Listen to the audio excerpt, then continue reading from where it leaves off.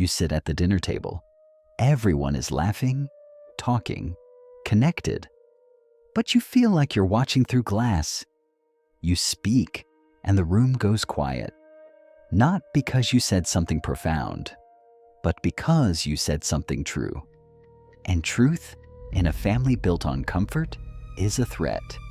You've always been the odd one, the difficult one. They look at you like you're broken. But what if you're not? What if being the black sheep was never about rejection, but selection? What if you were chosen for something they could never understand? Today, I'm going to show you 8 signs that prove you are not the problem. You are the awakening.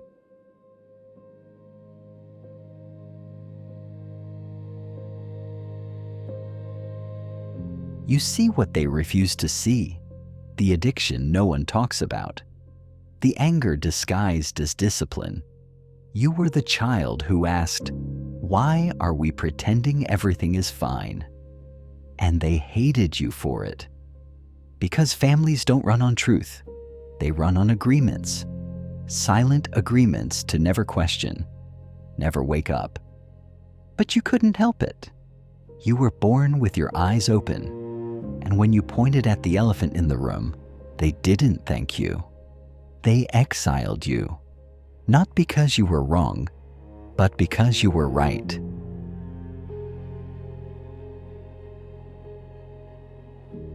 You are the first one to say, "This ends with me." The rage, the coldness, the control.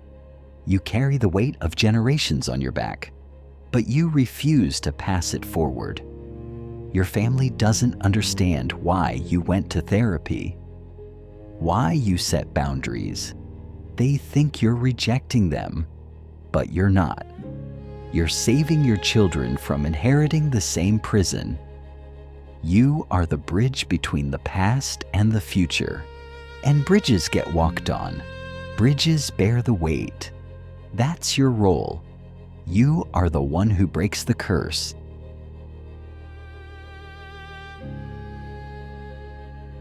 They need you to be the problem, because if you're not the problem, then they have to look at themselves. And they're not ready for that, so they project. Everything they hate about themselves, they see in you. You become the screen for their unresolved pain, and the family stays intact, because they have someone to blame. But here's the truth. The scapegoat is always the strongest one in the room, because you can carry what they cannot face.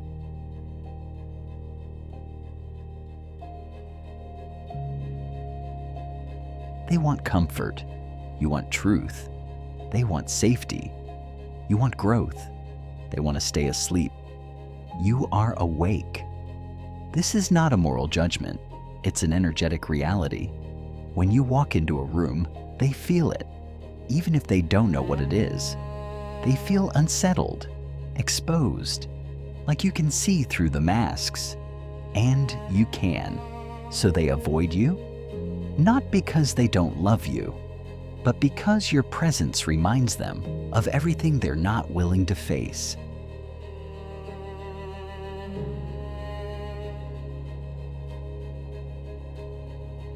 You have a mission, a pull, a calling, something bigger than the life they planned for you. Your family wanted you to be normal, to stay close, to stay small, but you couldn't. Because you were never meant to live their dream. You were meant to wake up from it. Visionaries are always misunderstood by their families.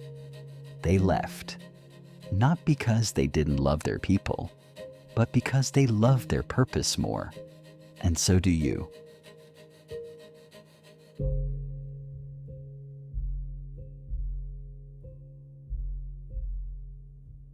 You don't fear solitude. You fear fake connection. Your family gathers for holidays. They perform. And you feel more alone in that room than you do in your own silence. Because loneliness is not about being alone. It's about being unseen, and they never saw you, so you stopped showing up. Not out of bitterness, but out of self-preservation. The lone wolf does not need the pack to survive. The lone wolf becomes the pack.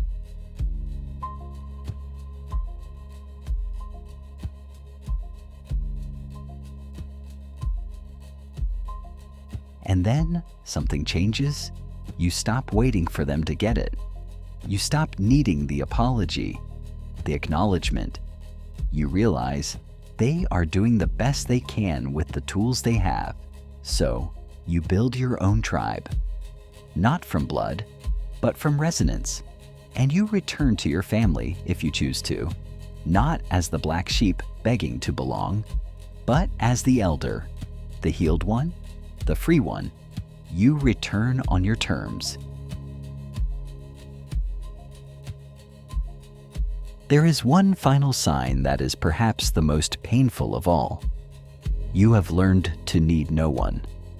Because you were the black sheep, you learned early on that asking for help was dangerous. It either led to rejection, or it came with strings attached. So you became hyper-independent. You fix your own car, you heal your own heart, you solve your own problems. People admire you for this. They call you strong. But deep down, you know this strength is a trauma response. You're not independent because you want to be. You are independent because you had to be. But here is the good news. This independence has given you a skill set that 99% of people do not have. You are self-sourced. You are sovereign. And once you heal the wound of abandonment, this independence transforms from a shield into a superpower.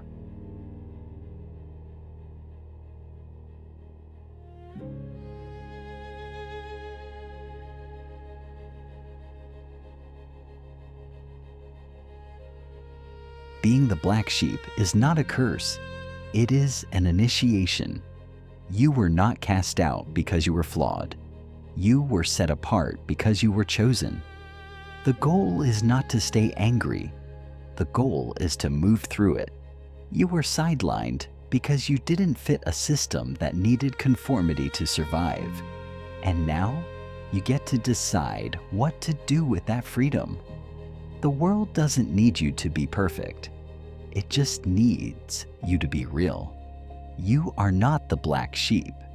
You are the awakened one, and the world is waiting for you